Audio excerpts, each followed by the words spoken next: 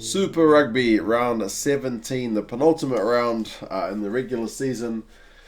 Two games on the Friday. Three of these teams are pretty desperate, and one of them is far from comfortable. So the second one is almost a dead rubber, but there will definitely be one team officially, mathematically eliminated from that game. And yeah, still a lot to play for in that first game. We'll start with the second one. First one, apologies if I sound a little blocked up. I have had a cold the last few days. I've been fortunate that I pre-recorded the last two videos. The power rankings and the jersey video yesterday and the day before yesterday. So as I've been crook, I've not been on camera. But yeah, pretty much over that bug now. But yeah, I may sound a little bit funny and have something of a red nose with all that blowing I've been doing.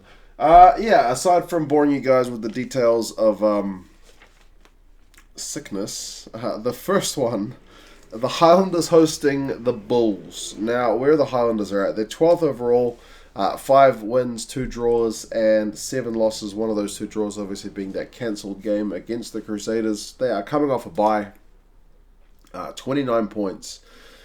Now, the Sharks are in 8th, and that's the final playoff spot, and they are on 33 points. So, with that 4-point differential between the teams, it's essentially must-win for the Highlanders here.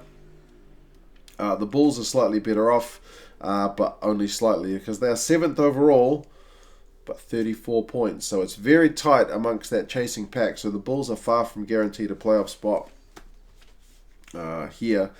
They could definitely use a win to help put them one step closer into that final spot. In terms of the lineups, the Highlanders obviously coming off the bye, so can't really say changes from last week, but still they got guys like Tavita Lee is back, Jackson Himapo is back. The big one though is Liam Squire. He is back after a long time out with injury and some personal things, so very good to see him back for the Highlanders. A few players are going to be playing their last game at Forsyth Bar Stadium in front of their home fans. Guys like Luke Whitelock, Waisaki Naholo, guys who are leaving at the end of the World Cup. So yeah, it's a good send off for them. There is still no Ben Smith for the Highlanders, so that's a pity that he doesn't get that last hurrah.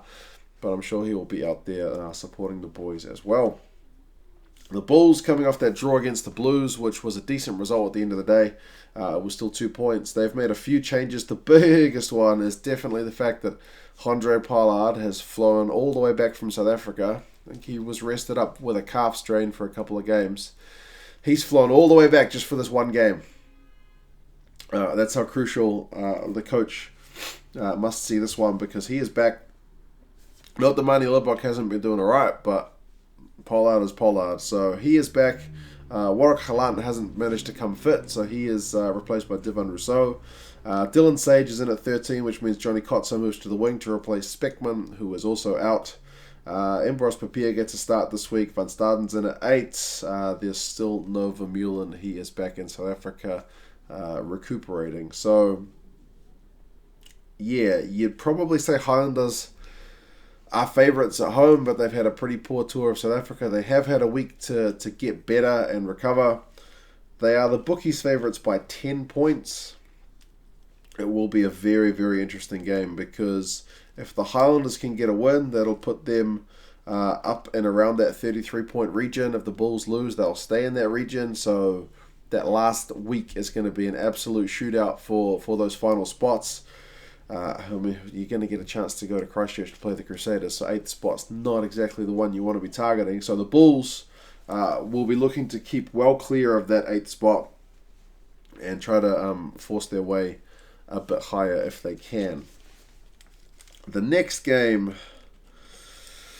the Reds and the Blues, the two colours, red and blue. Yeah, both these seasons are hanging by quite the thread, especially the Reds. They are 14th overall, so second from the bottom, only ahead of the Sunwolves on 24 points. The Blues, 4 points ahead of them, only one spot better on the table, 13th on the table, 28 points. 5 wins, a draw, and 8 losses compared to 5 wins and 9 losses. So very much in the red, but mathematically still these sides are in with a chance.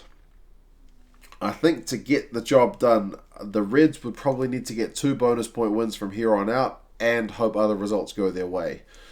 Because at 24 points, 24, 29, maybe they can get to like 34 points and hope that all those teams in the low 30s don't get any points.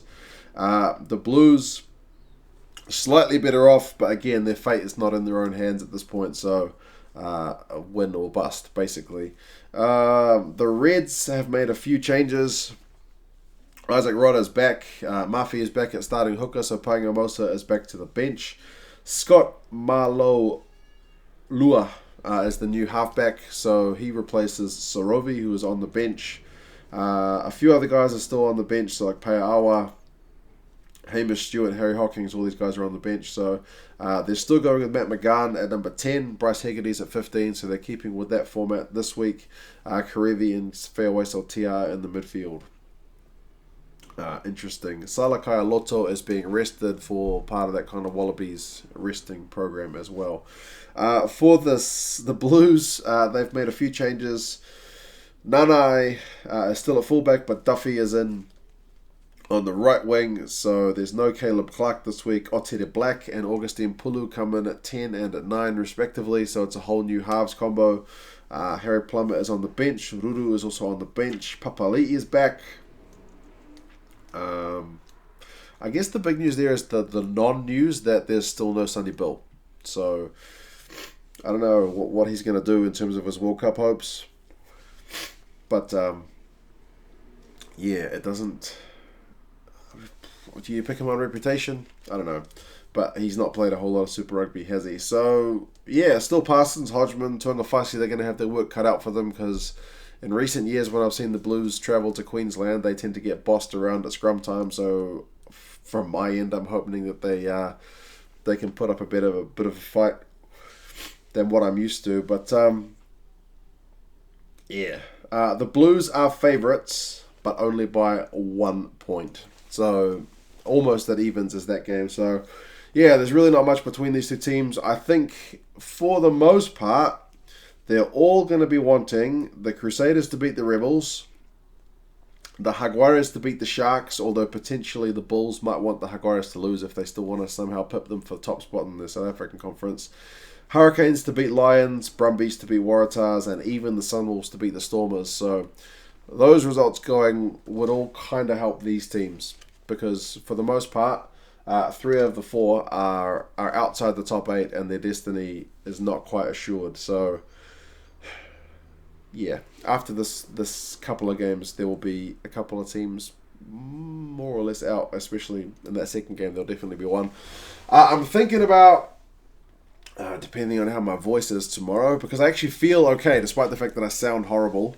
More horrible than usual, and a bit of a runny nose, which has just come on at the end of the day. I'm thinking about doing a live stream during that Reds and Blues game. I've never done a live stream before. I've never played around with that tech, so whether I could get that sorted or not remains to be seen, but I might do one of those for that game. It's kind of a nothing game, so it'll probably be something of a nothing live stream, but I'll see if I can get that going for that Reds and Blues game. Give a bit of a test run. It might be fun to have a bit of interaction in the comments during the game and a bit of a laugh at these two teams, one of which is mine, who are well towards the bottom end of the table. But hey, you guys let me know your thoughts on these games. How do you think they're going to go? Do you see these guys making the playoffs? Can you see the Reds mathematically getting through? It seems like a bit of a long shot, but hey, stranger things have happened. You guys let me know your thoughts, and I'll talk to you again soon. See you later.